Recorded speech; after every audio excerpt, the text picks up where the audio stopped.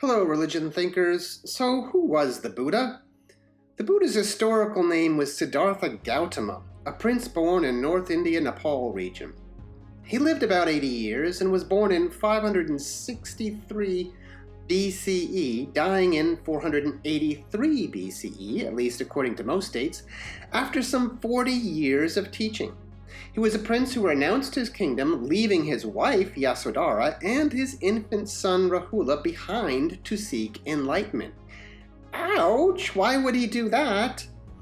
Because he had seen 4 key sights, reminding him of life's inevitable suffering, of old age, sickness, death, but also of possible enlightenment.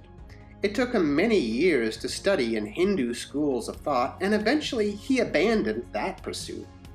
Sitting under the Bodhi tree in Bodh Gaya, Bihar, India, he attained the understanding of Buddhism, the 4 Noble Truths, and the Eightfold Path.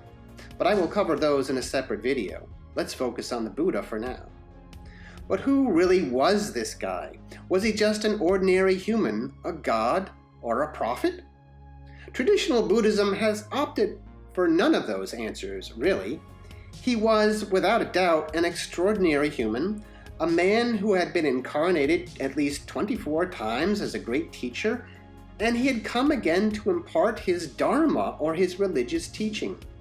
Tales tell of him springing to his feet shortly after his birth, saying, "I am the highest in this world, I am the best in this world, I am the foremost in this world. This is my last birth, and there is no renewed existence for me." There are even accounts of him having supernatural powers known as Iddhi. He was even said to have had a conversation with a Hindu god Brahma, when he almost despaired of trying to teach Buddhist beliefs. Brahma encouraged him to speak his mind. There are tales in the Buddhist Lotus Sutra of bodhisattvas emanating blinding white light and power. Clearly, the Buddha of the Buddhist imagination was something extraordinary. Not a god, but not an average Joe either. He was an emanation, an aspect of reincarnation that showed humanity had a link to eternity, perhaps to infinity. But what is that link?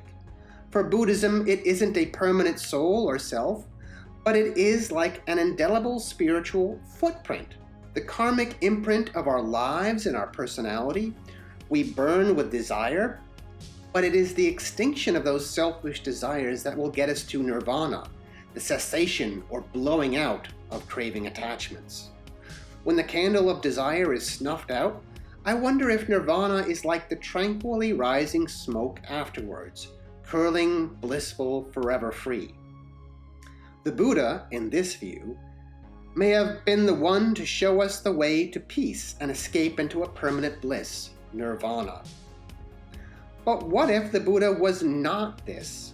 What if nirvana doesn't really exist? What if he was just a prince looking for an escape and a way to deal with the suffering of life? In other words, what if he was just as mortal and human as the rest of us, and after many years of struggle, found a way to free his mind? He was in a more tranquil state. Afterwards, he became mythologized, enhanced, and changed with history, but in truth he was just a man. Some may see him in this way, spurning the supernatural, and if that is the case, then the Buddha is this, a man who found a spiritual philosophy, a way to help tame ourselves and deal with the internal split between our selfish and selfless selves. He found a way to thwart the craving and rancor that can afflict us, immortalized either in the legend of our history or the true bliss of nirvana. He was a man, or an extraordinary man, who gave us a way to deal with life.